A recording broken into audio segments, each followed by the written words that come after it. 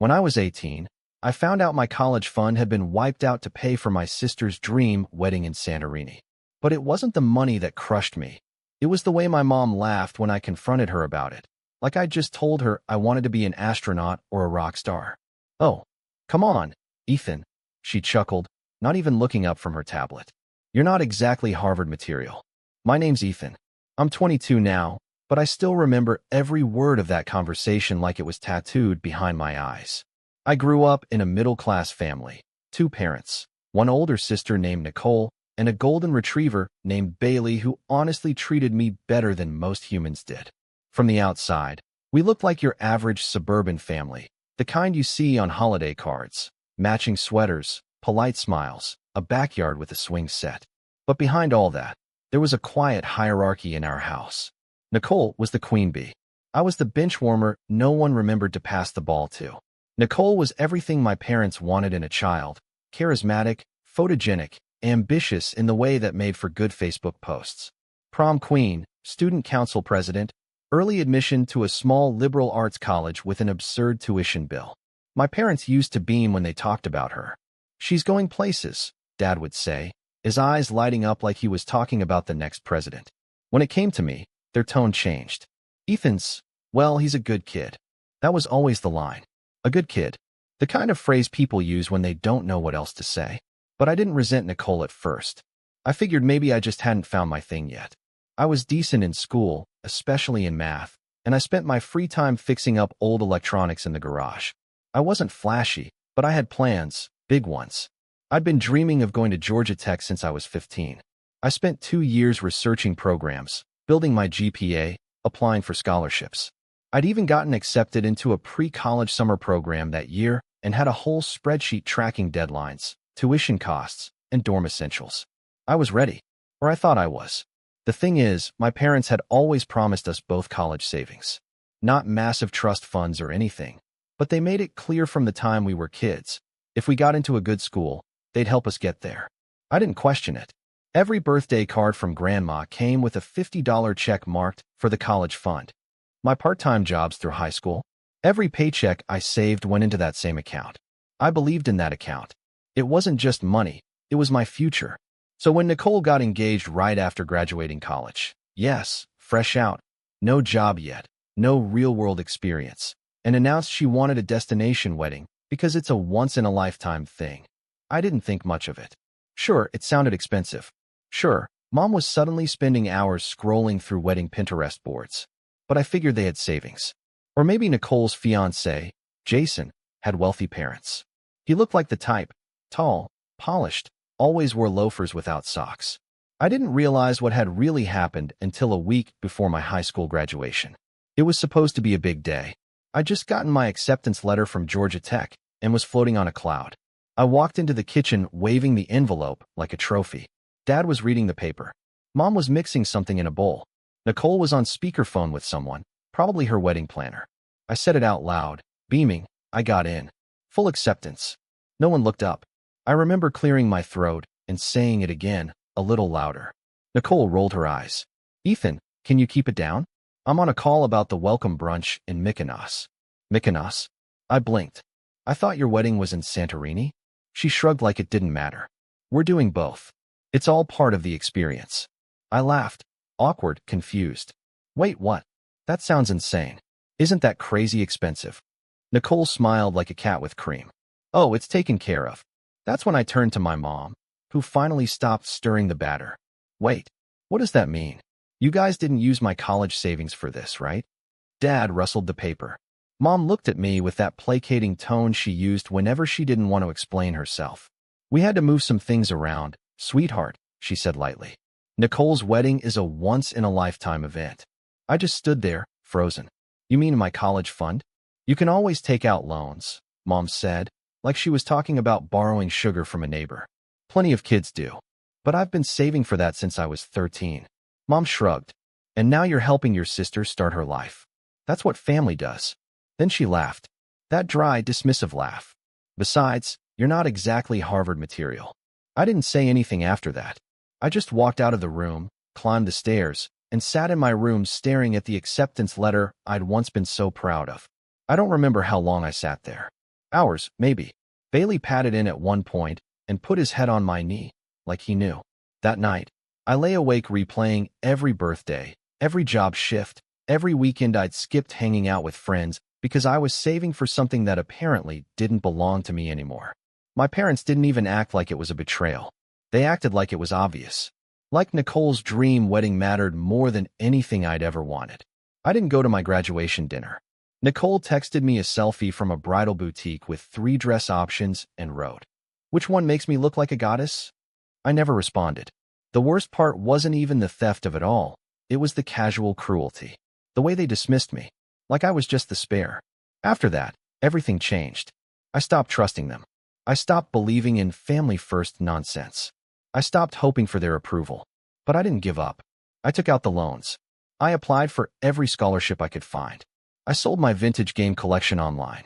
I worked 3 jobs through freshman year, tutoring math, fixing computers, even doing part-time delivery driving at night. I didn't tell them anything. They didn't ask. Nicole's wedding was a week before my first day of classes. I didn't go. Instead, I moved into my dorm with a single duffel bag and a secondhand laptop, and I promised myself something. I would never let them take anything from me again. But what I didn't expect, what blindsided me completely, was that 4 years later, after everything they'd done, they'd come back, not with an apology, but with a favor. That's when everything started to unravel. And that's when I realized they hadn't changed. They never would. And this time, I wasn't just going to walk away. I was going to make them wish they'd never underestimated me.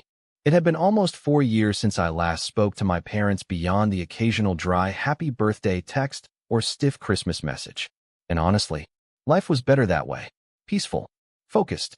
I had my head down, building something real, one step at a time. No one to pull me off track with drama or guilt trips. I graduated debt-heavy but determined.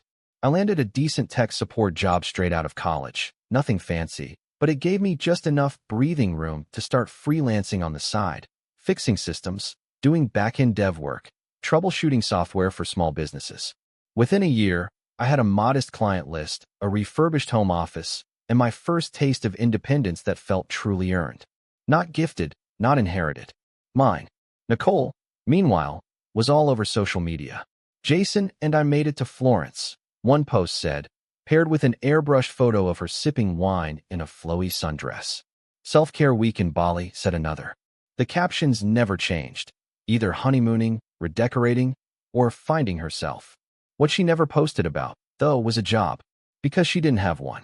Not really. She tried a lifestyle blog, a YouTube channel, and even launched a short-lived boutique jewelry brand that folded after 6 months.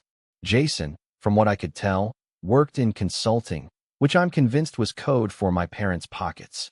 I kept my distance, not out of spite, but because every time I peeked into their world, even just to scroll through Instagram, I felt that old, hollow weight creeping in again. That feeling of being the afterthought. Then one afternoon, while I was eating leftover pasta at my desk between client calls, my phone lit up. It was my mom. I stared at the screen for a few seconds. I hadn't heard her voice in nearly 2 years. I let it ring out. A few minutes later, a text came through. "Mom, Ethan, we need to talk. It's about Nicole." I didn't answer. The next morning, another text. "Mom, please, just a few minutes. It's important." Against my better judgment, I called her back. She picked up on the second ring, sounding oddly breathless, like she'd been pacing. "Oh, Ethan, thank you for calling. I know things have been distant, but we need your help." "No, hello. No, how have you been? Just we need your help." I sat back in my chair. "With what?" "It's Nicole," she said, her voice cracking with urgency. "She's getting a divorce." I blinked. "What?" "She and Jason, it's been rough. He's been seeing someone else. Some intern. He walked out a few weeks ago."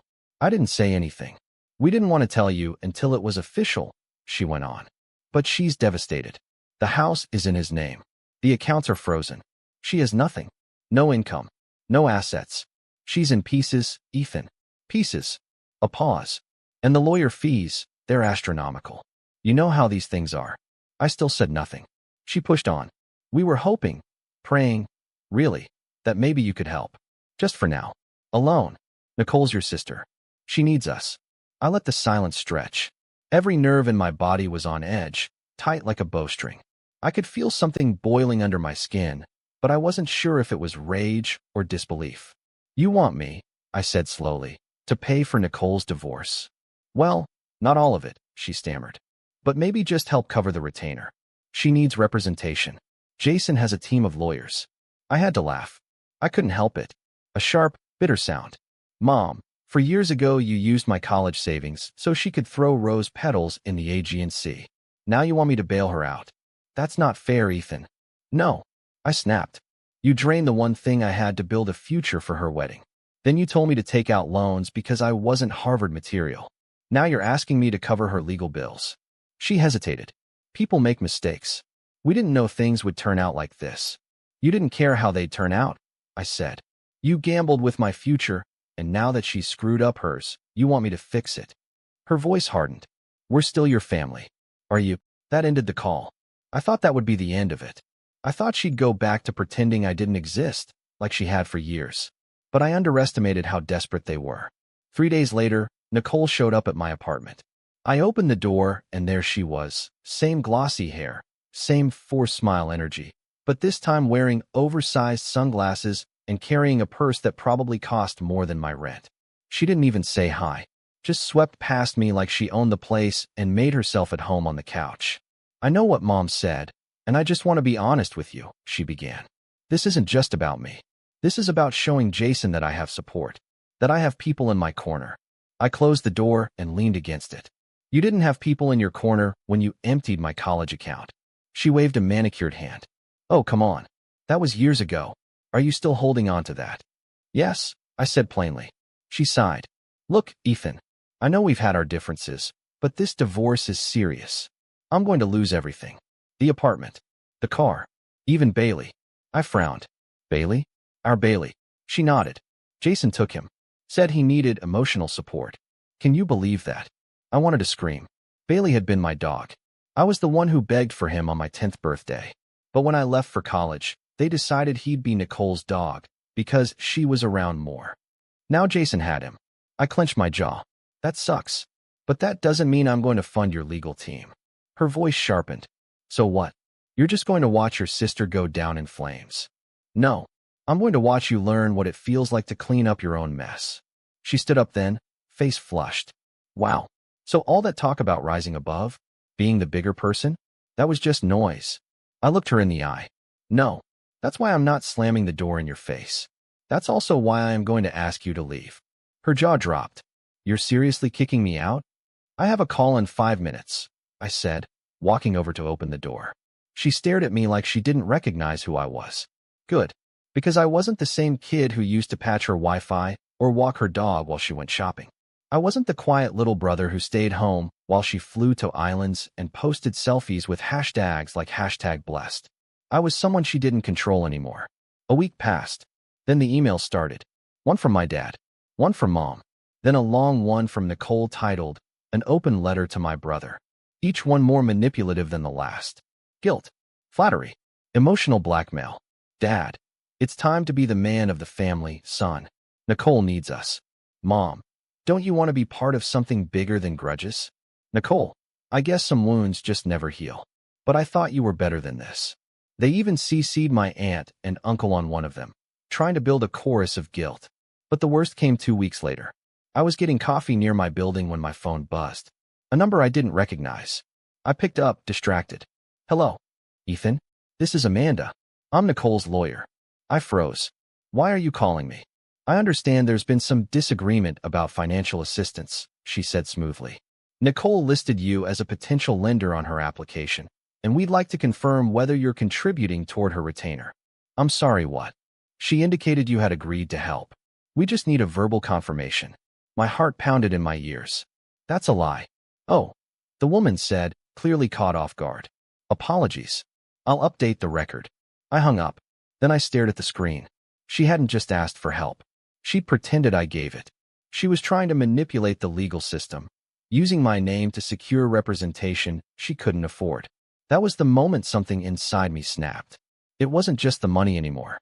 It wasn't about college or weddings or dogs. It was about principle, about truth, about finally standing up for myself and drawing a line that couldn't be erased with fake tears or family guilt. I went home. I opened my laptop, and I started planning. I didn't sleep that night. Even after the call ended with Nicole's lawyer, I kept replaying it in my head. Her voice, cool, professional, utterly unaware of the wrecking ball she'd just swung through my already fragile ties to that family. What struck me the most was how calculated it was. This wasn't a last-minute plea or emotional cry for help. Nicole had planned to use my name. She had handed it over to her lawyer as leverage, like it was just another resource in her endless list of fallback options. I paced around my apartment until dawn, the same questions circling over and over in my head like a wasp trapped in a jar. How many times was I going to let them do this to me? It wasn't just about money. It never was. It was about being used, overlooked, taken for granted.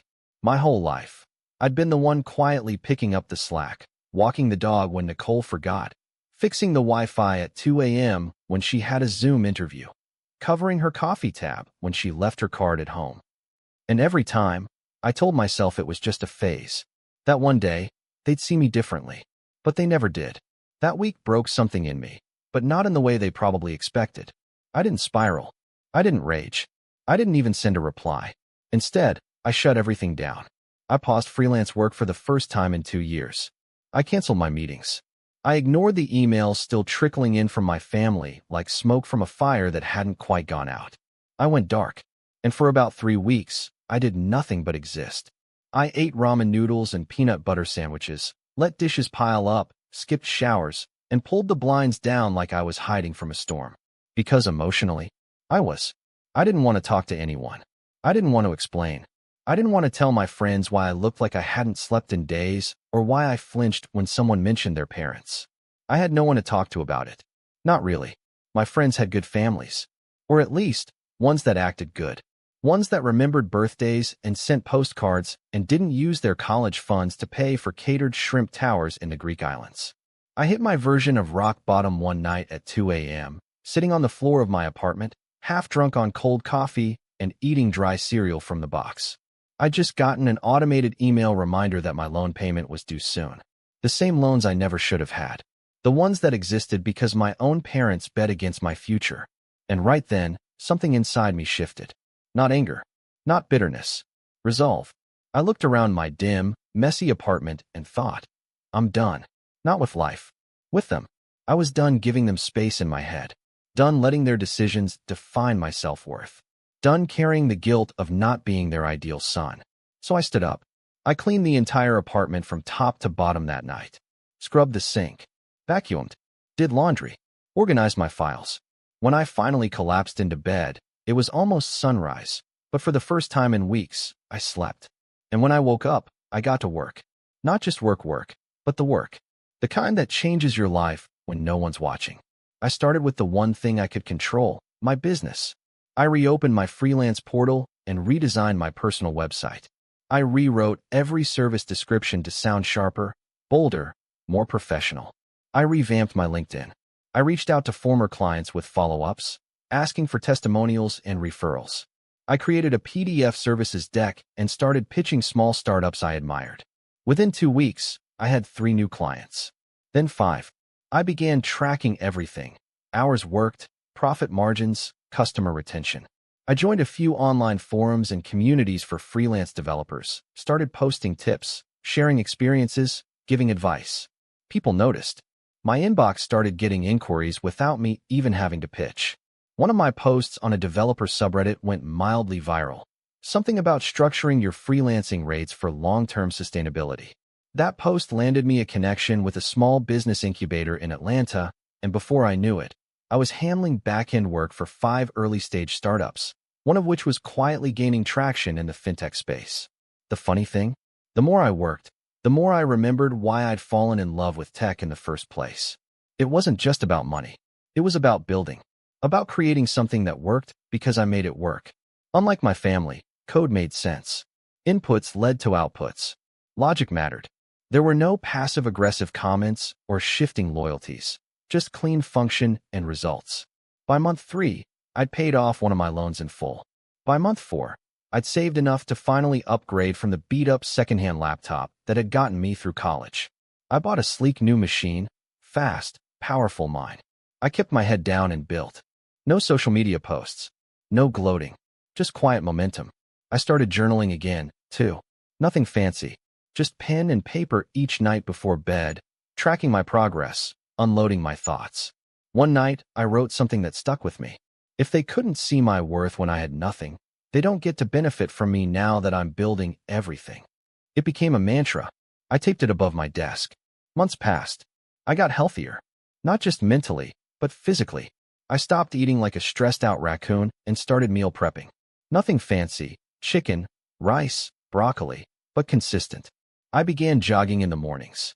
10 minutes at first, then 20, then full runs along the river trail near my apartment. It helped, cleared my head, focused me. Around this time, I also reconnected with an old friend from college, Jared, who had started a small web dev company and was looking to bring someone in part-time. We grabbed coffee, talked shop, and clicked instantly. I took the role, and suddenly I had both a stable income and freelance clients on the side. Dual streams. More growth. Jared and I eventually partnered on a few projects that did well, one of which we ended up pitching to a local angel investor network. They didn't bite the first time, but one of the panelists remembered us. 3 months later, he reached out personally and asked if I'd be interested in helping with the back end on a new startup he was funding. And just like that, I was in. By the time I turned 23, I wasn't just surviving anymore. I was thriving. I'd built a full-time income, paid off most of my student debt, and launched a SaaS project with a modest but growing user base.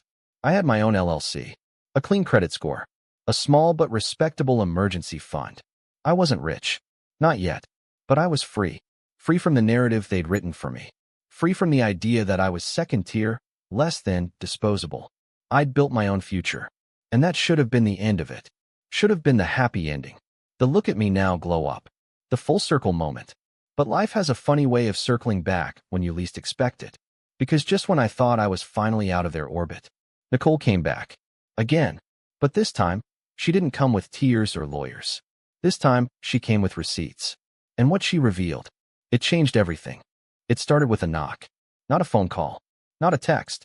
An actual knock at my apartment door, 3 sharp raps just past 10 p.m. I was debugging a script when it happened, completely in the zone. So when the sound jolted me out of my focus, I instinctively glanced at my Nest feed first.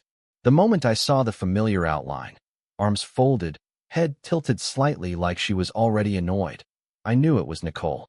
For a second, I thought about pretending I wasn't home. But curiosity won out. I opened the door. She looked tired. Not in a long day kind of way, but in that stretched thin, makeup can't hide it way. Her hair was still sleek, but her eyes looked sunken, and the shine she always carried, the self-importance, the performative elegance, was dulled. She didn't say anything at first, just stood there with a manila folder clutched tightly in her hands, like she didn't trust herself to speak. "Ethan," she finally said, voice low. "I need to show you something." I didn't move. "Last time you showed me something, it involved lying to your lawyer and listing me as your financial sponsor." "I know," she said, looking down. "And I was wrong. That's not what this is." Against my better judgment, I stepped aside and let her in. She sat on the couch like she'd done 100 times before, but this time there was no air of entitlement. No smug smile. Just exhaustion. "I'm not here to ask for money," she said, placing the folder on the coffee table. "I'm here because I found out something about Mom and Dad. Something I think you deserve to know." I raised an eyebrow. "Go on." She opened the folder and pulled out a series of papers. Some were bank statements. Others looked like notarized letters. At the top of the stack was a printout from our parents' joint account, one I recognized because I used to deposit birthday checks into it when I was a teenager. Nicole handed it to me. "Do you remember the money Grandma left us?" I froze. Our grandmother, Dad's mom, had passed away when I was 14. A stern, no-nonsense woman who never had much to say, but always sent birthday cards with crisp bills tucked inside. She wasn't warm, exactly, but she was consistent. Dependable. I remembered her funeral. I remembered Dad getting oddly emotional, not just from grief, but something heavier, something more complicated. "She left us each a trust," Nicole continued. "Separate ones. Yours was $50,000. Mine was $50,000. The terms were the same. Locked until age 18, to be used for education or housing. I blinked. What? I didn't know until last week, she said. When I was going over some financial records with my divorce attorney, she found a weird transfer from my trust account to mom and dad's joint savings. I started digging. I stared at the document in my hand. There it was, plain as day. A withdrawal from a custodial account titled in my name, transferred directly into an account held by our parents. The date? 3 weeks before Nicole's wedding. My stomach turned. They used your inheritance, she said, almost whispering. Not just your college fund. Your inheritance. They closed the trust early and liquidated it. That's not even legal, I muttered, flipping to the next page. They falsified an educational waiver, she said. Said it was going toward your college tuition. Then they rerouted it. The paper trail's shaky, but my lawyer said with enough digging, it's provable. I sat back, letting the weight of it all crash over me. They hadn't just made a bad decision. They'd committed fraud. Against their own son. Against me. Why are you showing me this? I finally asked. Why now? Nicole hesitated, then said something I never expected to hear from her. Because I owe you. And because I think I finally understand what they did to you. She looked ashamed. Not performatively. Genuinely. When Jason left, they didn't help, she said. Not really. They offered a guest room and some tough love. That's it. I begged for help with legal fees. Mom said, well, you chose that man. She gave a short, bitter laugh. The same people who moved heaven and earth for my wedding wouldn't spare a dime for my divorce. I thought I was the golden child, she continued. Turns out I was just the useful one. The one they could parade around. The one who looked good on paper. And when I wasn't useful anymore. She trailed off. I didn't say anything. Not out of spite, but because I needed to absorb this version of Nicole. This quieter, cracked version who finally saw the machine from the outside. I'd waited years for her to get it. For her to see me not as the bitter sibling with a chip on his shoulder, but as someone who'd been systematically sidelined. And now she did. I don't expect forgiveness, she said after a moment. But I figured if you wanted to do something about it, you deserved to have the tools. She stood up, left the folder on the table, and walked to the door. Just before she stepped out, she turned and said, they underestimated you, Ethan. I did too. But I think they're about to learn what a mistake that was. She left. And that's when it hit me. I'd spent so long building my life away from them, distancing myself, proving I didn't need them, that I'd never once considered turning around and facing them head on. Not with resentment. Not with yelling or Facebook posts or Thanksgiving speeches. With power. Real, undeniable, legal, financial power. And now, I had it. I spent the next 3 days diving into the folder, cross-referencing every document, highlighting key transfers, making copies and backups of backups. I uploaded everything to a secure drive and shared access with an attorney friend of mine, Monica, who had once helped me with a freelance contract dispute. She took one look at the trust records and said, oh yeah, this is a mess. You've got grounds. Civil? I asked. Absolutely. And if you want to go nuclear? There's a fraud angle too. But that gets ugly. I thought about it for a long time. Then I said, I don't want to destroy them. I just want to take back what's mine. Monica nodded. Then we'll do it by the book. No surprises. Over the next few weeks, I built my case. Quietly. Strategically. Nicole provided more documents. Monica helped draft a formal demand letter. We uncovered other misuses of funds, small ones, maybe, but enough to show a pattern.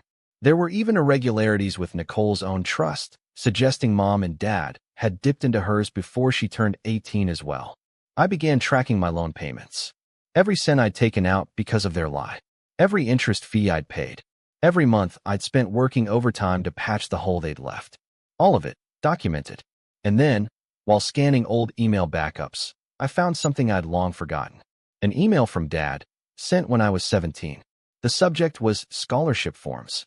In it, he told me not to apply for certain aid programs because it'll mess with the trust fund payout. We don't want to complicate things. I remembered being confused at the time. Now I knew why. They were never planning to use that money for me. They were buying time to reroute it. That email became the final piece of the puzzle. By month's end, we had a file thick enough to fill a legal briefcase. But I didn't go to court. Not yet. Instead, I waited. Because a better opportunity was coming. One they couldn't squirm out of. One where the spotlight would be on them. And where, for the first time, they'd be powerless to hide. You see, My parents had built their reputation in our community on being pillars of support. Dad sat on the board of a local business mentorship group. Mom was treasurer of the neighborhood association. They held fundraisers, threw garden parties, took pictures with plaques. And next month, they were being honored at a local gala for outstanding family contributions. The irony nearly knocked me off my chair. I RSVP'd anonymously. Then I started preparing for the main event. Not a scene, not a tantrum, just the truth, neatly packaged, legally backed, and strategically timed. They'd taught me everything I needed to know about appearances. Now I was going to show them what happened when the curtain fell. And this time, I wasn't backing down. The night of the gala arrived like a thunderstorm disguised in sunshine. It was one of those early summer evenings that started warm and easy, but held a charge beneath it, like something was waiting to break. I wore a navy blue blazer, not because I wanted to impress anyone, but because I knew how my parents would read it. Success, stability, professionalism. I wanted to look like the son they never thought I'd become, the one they pushed aside, the one they bet against.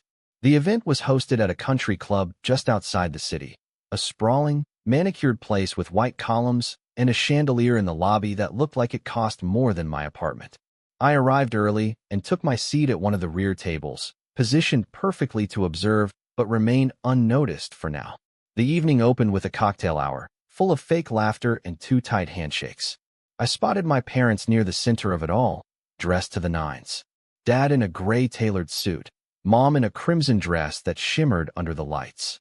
They looked every bit the respected community couple, smiling, toasting, posing for pictures with a backdrop that read, "Honoring those who give back." Nicole wasn't there. We'd agreed on that. She didn't want to be seen, not yet, but she'd helped me prepare every piece of what was coming. After an hour, the guests were ushered into the banquet hall. Round tables, polished silverware, white tablecloths, floral centerpieces. It was elegant, tasteful, and hollow. A few speakers took the stage. Some award for local entrepreneurs, another for a charity initiative. Then came the main segment, the one labeled on the program as the Legacy Award, celebrating a lifetime of community dedication. That's when they introduced my parents. There was a short video montage, pictures of them over the years, volunteering, mentoring, smiling beside ribbon cuttings and award plaques. The narrator praised them for their financial generosity, for setting an example of family leadership and selflessness. I couldn't help but scoff. Then they walked on stage to a round of polite applause. Mom beamed. Dad gave his trademark modest wave. They looked like royalty, untouchable, until the envelope arrived. The MC handed Dad the mic and stepped back. My father cleared his throat and began with a joke, something about being more comfortable in a workshop than on a stage. The crowd chuckled. And then, right on cue, one of the event staff walked up the stairs. She was young, maybe early 20s, dressed in black slacks and a white collared shirt. She held a cream-colored envelope with both hands and whispered something to the MC. I watched as confusion flickered across his face. Then a pause. Then he leaned into the mic and said, "Apologies for the interruption, folks. We've just received a document related to tonight's honorees. It appears to be from their son." A ripple of murmurs swept the room. My father's smile twitched. My mother blinked hard. I stood up from my table and made my way toward the stage. Slowly, calmly, people turned to look. Whispers followed me like a shadow. The MC hesitated, unsure what to do, but I gave him a nod as I stepped beside him.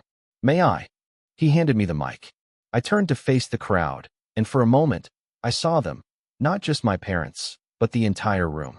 Donors, executives, neighbors, friends, all people who'd been fed the same narrative for years. The benevolent couple, the generous parents, the pillars of the community.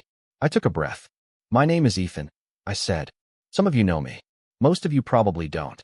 I'm the son of tonight's honorees." I looked at my parents. Mom's lips were tight. Dad's jaw was clenched. "And I'm here because I believe the truth matters." I held up the envelope, then carefully pulled out a set of documents and passed copies to the MC. Inside these pages, you'll find proof that the people being celebrated tonight used their son's college fund and inheritance, not to support his education, but to fund a wedding in Santorini and a luxury vacation package. A wave of gasps swept the room. "They falsified documents," I continued, voice steady. claimed the money was being used for tuition so they could withdraw it early, then rerouted it into a personal account and spent it. When I confronted them, I was told I wasn't Harvard material and to take out loans instead. More murmurs. Chairs shifting. I did take out those loans. I worked 3 jobs to survive college. I built my career from scratch while they continued posting beach photos with hashtags like #blessed. I paused. They did this while being praised for their generosity, while holding up a public image that doesn't match the private damage they've caused. I turned back to the crowd. And I'm not here for vengeance. I'm here for honesty. Because I think if we're going to honor people for being selfless and moral, we should know who they really are. I handed the mic back to the stunned MC, turned, and walked off the stage. Behind me, the silence cracked into a storm. People were whispering, pointing, exchanging glances. My parents remained frozen in place. I didn't stick around. I walked straight out of the banquet hall and into the warm night air, where Nicole was waiting in a car parked across the street. She rolled down the window and gave me a look. "You did it." I nodded. "They can't spin it now. Not with those documents." She looked down. "They're going to hate us." "Probably," I said. "But they already chose their version of us a long time ago." She unlocked the door. "Want a ride?" I slid into the passenger seat and stared straight ahead. 2 days later, news of the gala incident made the local business journal. Not front page, but big enough. The community board released a polite statement about reassessing the criteria for honorees. Dad was quietly removed from the mentorship group. Mom stepped down as treasurer to focus on personal matters. The fallout was clean. No police. No lawsuits. But their names? Tarnished. Their reputation? Shaken. Their ability to pretend? Gone. They tried to call me once after that. Just once. I didn't answer. They left a voicemail that started with, "Ethan, we need to talk," and ended with, "This is a misunderstanding," but I deleted it before it finished. Nicole kept her distance too. She moved to a new apartment, got a job working part-time for a nonprofit, and started seeing a therapist. We weren't best friends overnight, but the air between us was different now. Lighter. More honest. I never got the money back, but I got something better. I got closure. And I got to look in the mirror every morning knowing I didn't just survive them. I outgrew them. In the end, the boy they wrote off as not Harvard material became the man who rewrote their legacy. And I did it without their permission. They tried to bury me, but they didn't realize I was the foundation.